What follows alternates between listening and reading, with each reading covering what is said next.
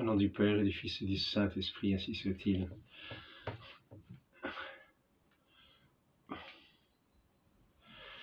Je voudrais continuer l'entretien. Au sujet de ce combat quotidien que nous avons à mener. C'est un combat que nous avons mené dans nos vies pour garder nos yeux sur notre Dieu, notre regard dans le Christ. Et aussi un combat pour demeurer fidèles dans nos paroles, qui sont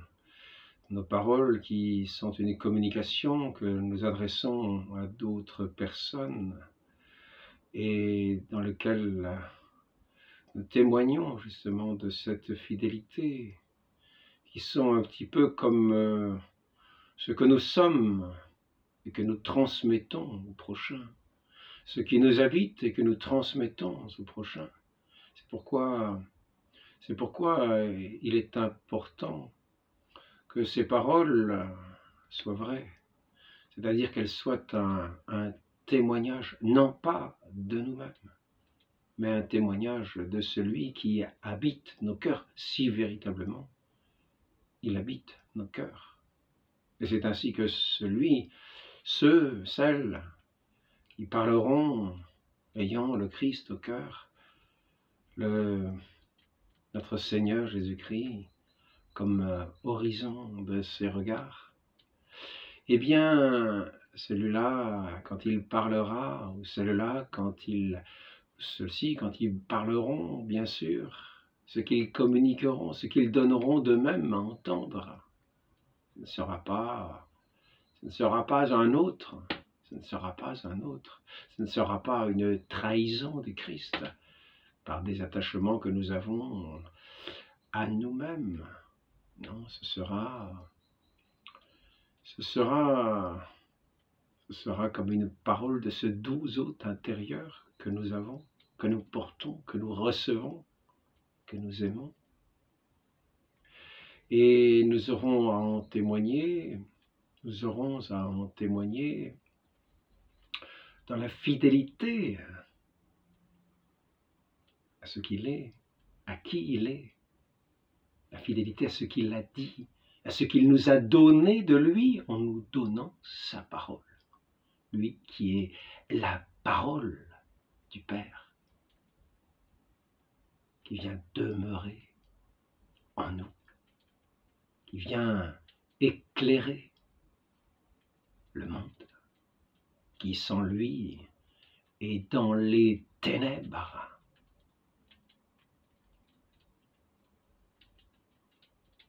Le Christ, la lumière du monde est venue dans le monde.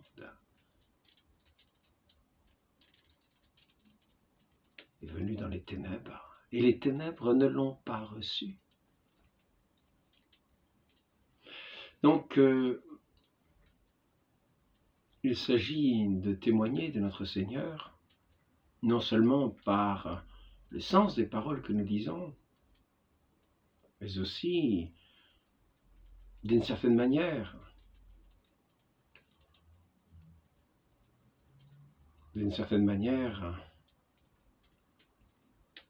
montrant une cohérence dans la manière d'exprimer ce que nous disons.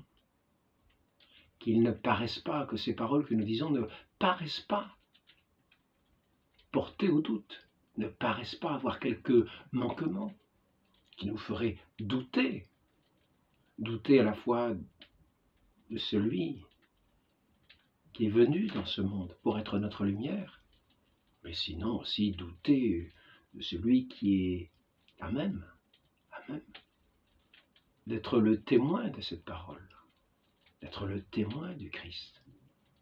Car le doute, bien sûr, amènera le mépris sur celui qui parle et sur celui qui est annoncé, que nous n'écouterons pas. Le mépris pourra être porté sur celui qui parle sans être porté sur celui qui est annoncé.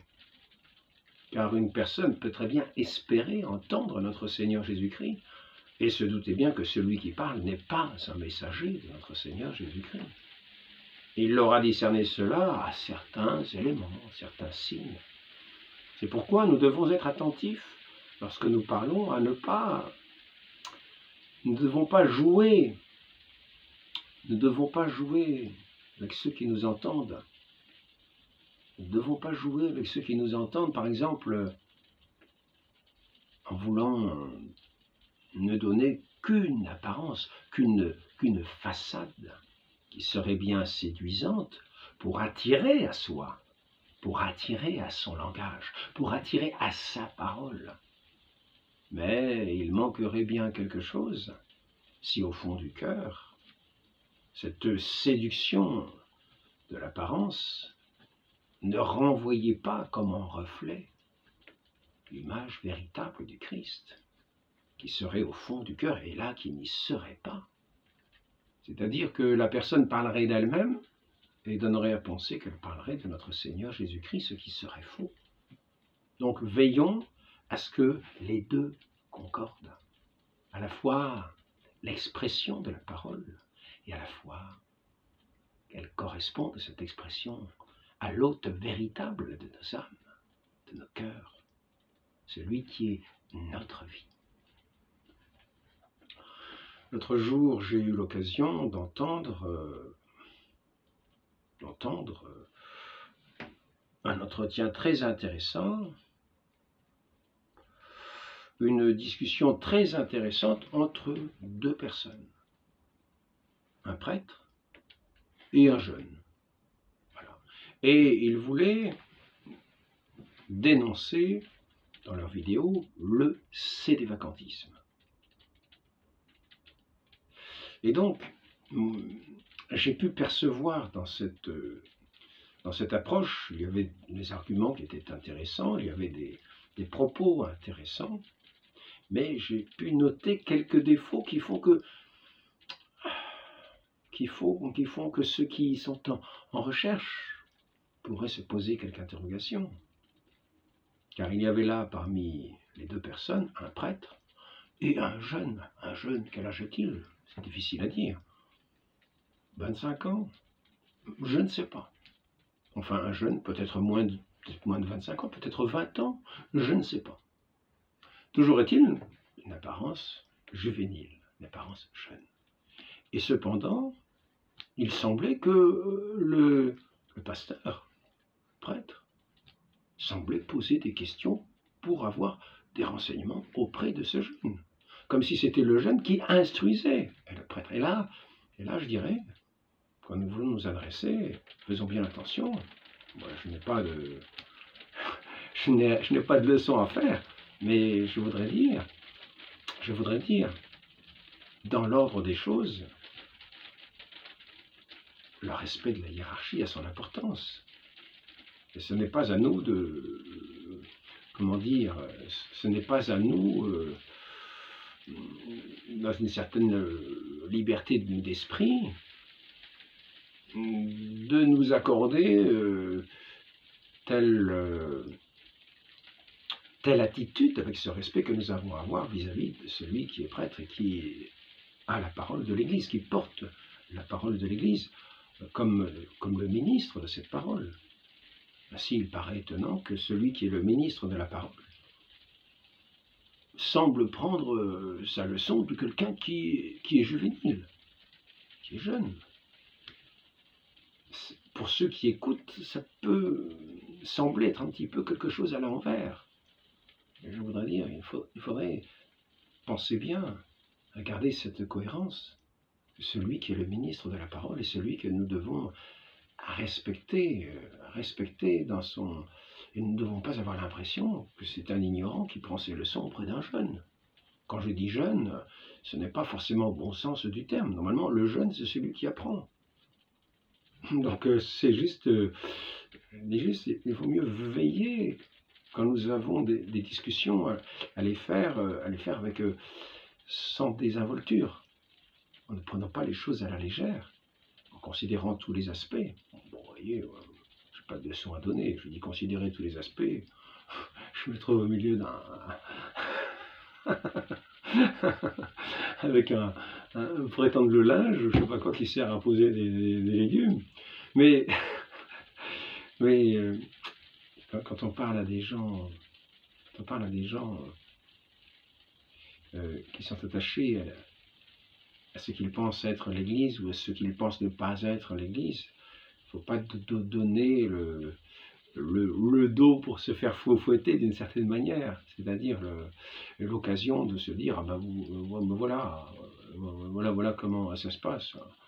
Il y a un ministre de la parole, et puis en fait, il semble rien savoir de la question du sédévacantisme, puisque c'est ce jeune qui l'instruit. Bon, je ne vais pas rester une heure sur ce sujet. Le deuxième point, c'est la désinvolture. Parce que les questions, on ne les traite pas jamais par mépris. Mais il faut penser bien, il faut bien penser, avoir un grand respect pour ceux à qui l'on veut apporter une correction. Il ne peut pas y avoir de désinvolture, aucune désinvolture, aucune légèreté, pas de légèreté. Il faut parler avec la plus grande précision possible, la plus grande application possible, et cela se voit dans l'attitude. On ne peut pas traiter des choses importantes comme cela à la légère. Il faut prendre une attitude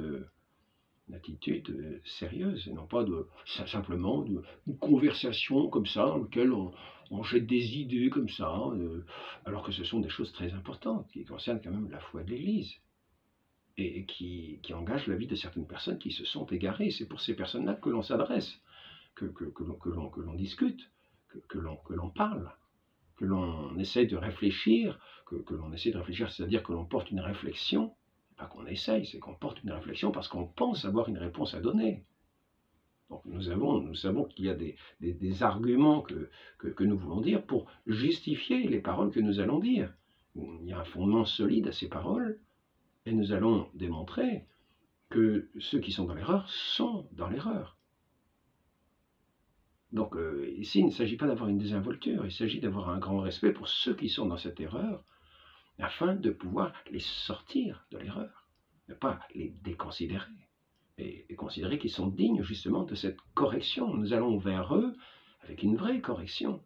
Nous ne faisons pas, nous gardons la fidélité à notre Seigneur, c'est-à-dire, si quelqu'un vient s'égarer, eh bien vous allez le voir, et sérieusement, vous lui parlez sérieusement, avec tout le respect, toute la considération due à son égard est requise, et afin de lui faire percevoir, de lui faire toucher du doigt ses erreurs, de la ramener à la raison, de la ramener à la connaissance de la vérité. Il nous faut avoir ces fondements solides de ces paroles que nous lui disons, qu'elles soient dans la foi de l'Église, c'est-à-dire dans celui qui soutient, qui est le fondement de l'Église, le Christ. Et il faut aussi éviter de tomber dans la moindre erreur à ce sujet, c'est-à-dire éviter la légèreté dans les paroles.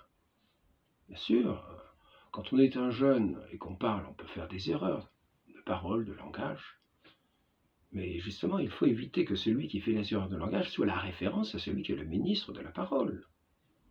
Ainsi, par exemple, quand on dit qu'un pape peut être déposé, non, un pape ne peut jamais être déposé. On ne dépose pas un pape, c'est le Christ qui dépose le pape. Un pape qui serait tombé dans l'hérésie se dépose lui-même de par le fait qu'il est hérétique, s'il est pertinace dans son hérésie. Donc il se dépose lui-même, le Christ le dépose. C'est ce que les docteurs nous enseignent.